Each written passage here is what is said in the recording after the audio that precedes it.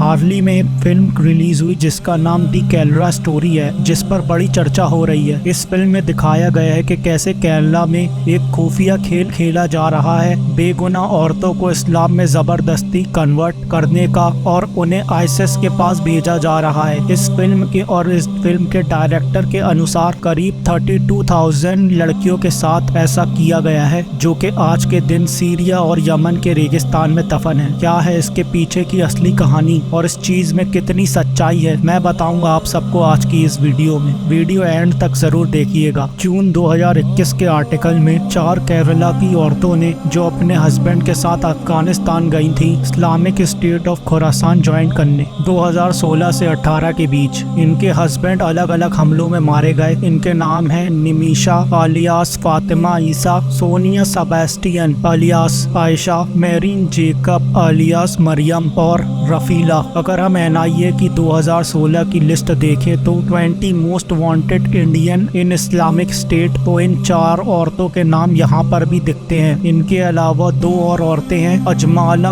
और शमाशिया। इन दोनों के हस्बैंड्स कजन थे और इन 6 औरतों के हस्बैंड्स आप इन फोटोज में देख सकते हैं। इन 6 औरतों में से 3 ऑलरेडी मुस्लिम थी, 2 ने कन्वर्ट किया क्रिश्चियनिटी से इस्लाम में और 1 ने कन्वर्ट किया हिंदुइज्म से इस्लाम में। तो सिर्फ एक ही औरत यहाँ पे ओरिजिनली हिंदू थी जिसने इस्लाम में कन्वर्ट किया था, जिसका नाम था निमिशा नायर। क्या निमिशा नायर को यहाँ पर मुसलमान आदमी ने लव जिहाद के शिकार में फंसा दिया? इसका जवाब जानने के लिए हम देखते हैं कि निमिशा के हस्बैंड कौन है। ईजा निमिशा के हस्बैंड है, जो कि खुद क्रिश्चियनिटी से इस्लाम में कन्वर्ट हुए हैं। उसका पुराना नाम था पैक्सेंट विंसेंट। पैक्सेंट का भाई पेस्टिन भी कन्वर्ट किया था क्रिश्चियनिटी टू इस्लाम में, और वो भी इन 4 में से एक औरत का हस्बैंड था। तो दोनों भाई और उनकी दोनों बीवियां सारे कन्वर्ट्स थे, लेकिन फोर्सफुली कन्वर्ट्स नहीं थे। इनमें से 3 के video interviews Nimisha, Sonia Sebastian और रफीला के आपको मैं दिखाता हूँ। ये इंटरव्यू यूट्यूब के एक चैनल स्ट्रेट न्यूज ग्लोबल में डला हुआ है। Sonia Sebastian. My husband's name is Rashid Abdullah. I have one daughter. Her name is. And I came to Khorasan in the year 2016. I had accompanied my husband. And the thing is, see, when there was a Khilafah, when I was in Mahmud, I was happy at that time. So I can never say that Khilafah was wrong. What I did was wrong. That I can't say right because I had a comfortable life there. So now the situation is different.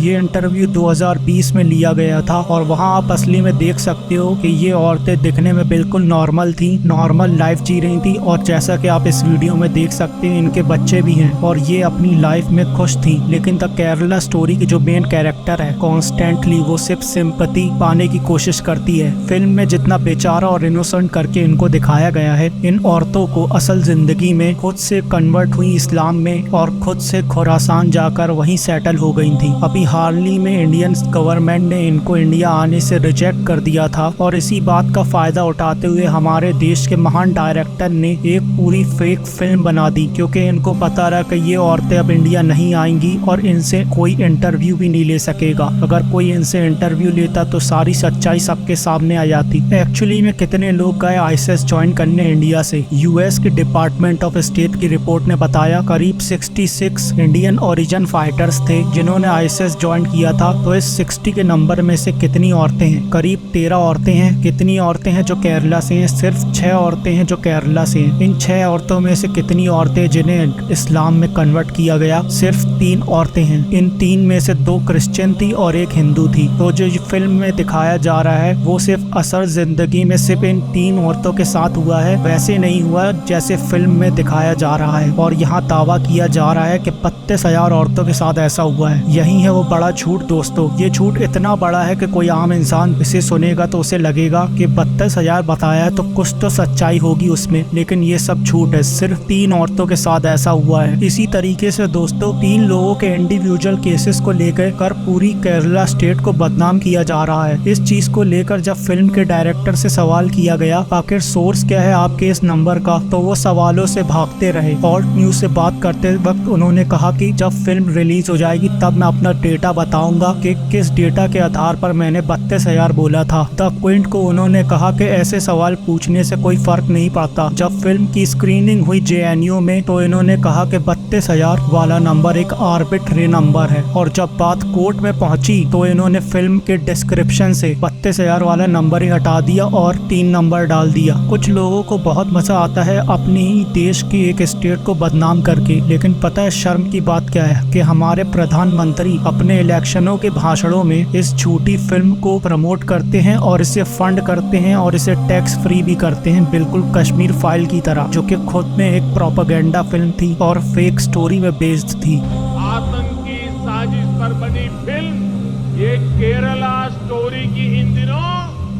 काफी चर्चा है। और मोदी जी ऐसा क्यों कर रहे हैं? क्योंकि केरला स्टेट में इनकी गवर्नमेंट नहीं है और इसीलिए ये ऐसी फिल्मों को फंड करके लोगों का ब्रेन वॉश करके रिलीजन के बेस्ड में चुनाव जीतना चाहते हैं। और केरला यहाँ पर बड़ा ही जीता जाता एग्जाम्पल है इस यूनिटी और डाइवर्सिटी का, कि एक मस्जिद में किसी हिंदू की शादी हो रही है और यहाँ पे अलग अलग धर्मों के लोग मिलजुल कर रहते हैं पीसफुली। और यही कारण है कि केरला इंडिया का नंबर 1 स्टेट है बहुत से अलग अलग इंडिकेटर्स में। एजुकेशन में नंबर 1, हेल्थ केयर में नंबर 1, ह्यूमन डेवलपमेंट इंडेक्स में नंबर 1। और फिर हमारे पॉलिटिशियन झूठी कहानियों का इस्तेमाल करते हैं केरला को बदनाम करने के लिए। केरला को बदनाम करना एक लौता मैटर नहीं है इस फिल्म के अंदर। दूसरा बड़ा झूठ फैलाया जा रहा है लव जिहाद को लेकर। फिल्म में दिखाया जा रहा है कि यहाँ पर जबरदस्ती धर्म परिवर्तन करने की कोशिश की जा रही है। साल 2017 में केरला की सरकार ने 90 केसेस की लिस्ट सबमिट करी थी NIA को जांच करने के लिए कि इसमें लव जिहाद एंगल है कि नहीं। NIA ने 11 केसेस पर एग्जामिनेशन करी और कंक्लूड किया साल 2018 में एक भी ऐसा केस नहीं मिला जहां पर जबरदस्ती धर्म परिवर्तन करवाया जा रहा हो कोई भी इंसान का, चाहे वो आदमी हो या औरत। दूसरा सबूत भी देख लीजिए, यूनियन होम मिनिस्ट्री ने भी यही कहा था साल 2020 में। Union minister of home affairs G Kishan Reddy ने लोकसभा को रिटर्न रिप्लाई में कि अभी तक कोई भी लव जिहाद का केस रिपोर्ट नहीं किया गया है किसी भी सेंट्रल एजेंसी के द्वारा। ये लव जिहाद की कंस्पिरेसी थ्योरी एक बड़ा झूठ है जो बार बार आपको सुनाया जाता है अलग अलग एंगल से। पॉलिटिशियंस अपने भाषण में ये कहते हैं व्हाट्सएप यूनिवर्सिटी में व्हाट्सएप फॉरवर्ड्स मिलते हैं लव जिहाद के बारे में। गोदी मीडिया खबरों में लव जिहाद की बात करता है 24/7। इतनी बार रिपीट किया जाता है इस बड़े झूठ को कि लोगों को लगता है कि कुछ तो सच्चाई होगी इस बात में। ये लव जिहाद का पूरा कॉन्सेप्ट ना सिर्फ मुसलमानों को बदनाम करने की कोशिश है, बल्कि इसके अपोजिट एक और खेल किया जा रहा है BJP RSS के द्वारा, जिसे आप भगवा लव ट्रैप के नाम से जानते हैं। ये कोई कॉन्स्पिरेसी थ्योरी नहीं है, ये सच में हो रहा है। अगर हमने मुसलमानों को कमजोर करना है तो सबसे पहले हमें उनकी लड़कियों पे टारगेट करना होगा। जहाँ हम उनकी लड़कियों पे टारगेट करेंगे अपने आप ही साले कमजोर हो जाएंगे। हिंदू समाज का व्यक्ति, हिंदू धर्म का व्यक्ति, चाहे वो ब्राह्मण हो, चाहे क्षत्रिय हो, चाहे वैश्य हो, चाहे वह शूद्र हो, वह किसी भी मुस्लिम युवती के साथ शादी करेगा तो अखिल भारत हिंदू युवा मोर्चा के किसी भी जिला कार्यालय पर जाकर के 2.5 लाख का चेक और 6 महीने उनके रहने की व्यवस्था, उनके खाने की व्यवस्था और उनके पूरे सुरक्षा की जवाबदारी अखिल भारत हिंदू युवा मोर्चा लेगा। भगवा लव ट्रैप का शिकार 1 मिलियन से भी ज्यादा मुस्लिम लड़कियां हो चुकी हैं। यही वजह है कि मुस्लिम्स की पॉपुलेशन धीरे धीरे ड्रॉप हो रही है इंडिया में। इंडिया में टोटल 200 मिलियन मुस्लिम्स रहते हैं और अभी तक 1 मिलियन मुस्लिम औरतें शिकार हो चुकी है भगवा लव ट्रैप का, यानी कि टोटल 0.50% मुस्लिम पॉपुलेशन ड्रॉप हो चुकी है। 2016 के इंडिया टुडे के आर्टिकल में विश्व हिंदू परिषद के लीडर ने कहा कि इनकी ऑर्गेनाइजेशन ने 7.5 लोगों को हिंदुइज्म में वापस रिकन्वर्ट किया इन 10 सालों के अंदर। और अगर इसके अपोजिट मुस्लिम्स को देखा जाए तो 2012 के इंडिया टुडे के आर्टिकल में केरला में साल 2006 से 2012 के बीच में 2667 औरतों ने इस्लाम में कन्वर्ट किया। 6 सालों में करीब 2500 औरतों ने। आपको लग रहा होगा कि ये फोर्सफुली कन्वर्जन किया गया है, मगर ऐसा नहीं है। इस रिपोर्ट में साफ साफ बताया गया है हम अपनी स्टेट में कोई भी फोर्स कन्वर्जन नहीं होने देंगे और ना ही हम मुसलमानों के खिलाफ कोई भी हेट कैंपेन टॉलरेट करेंगे लव जिहाद के नाम पर। यहाँ पर कहीं भी ये मेंशन नहीं किया गया कि ये भी फोर्स कन्वर्जन हुए हैं, बिल्कुल नहीं। सिर्फ कुछ पॉलिटिकल पावर के लिए यहाँ पर एक बहुत गंदा खेल खेला जा रहा है। मुस्लिम्स के अगेंस्ट कॉन्स्पिरेसी थ्योरीज रची जा रही हैं ताकि मुस्लिम्स और क्रिश्चियंस को मिटा के हिंदू राष्ट्र बनाया जा सके। सिर्फ एक पॉलिटिकल पार्टी को इससे बहुत फायदा मिलता है अगर लोगों के अंदर सिर्फ ये नफरत भरी रहे दूसरे धर्म के लोगों के लिए। शुरुआत में सिर्फ व्हाट्सएप फॉरवर्ड थे, फिर गोरी मीडिया ने ये काम करना शुरू किया और अब पूरी की पूरी प्रोपेगेंडा फिल्में बनाई जा रही है लोगों को बहकाने के लिए। आने वाला वक्त बहुत खराब होने वाला है। अब हमें आपसी झगड़े छोड़कर एक हो जाना चाहिए और अगर एक नहीं हो पाते तो फिर तैयार रहें मिटने के लिए। उम्मीद है पैराडाइज आइलैंड की ये वीडियो भी आपको काफी पसंद आई होगी। वीडियो अच्छा लगा हो तो वीडियो को लाइक करें, सब्सक्राइब करें और दूसरों में शेयर भी करें। मैं मिलूंगा आपसे ऐसी ही अगली एक वीडियो में। टिल देन सी या।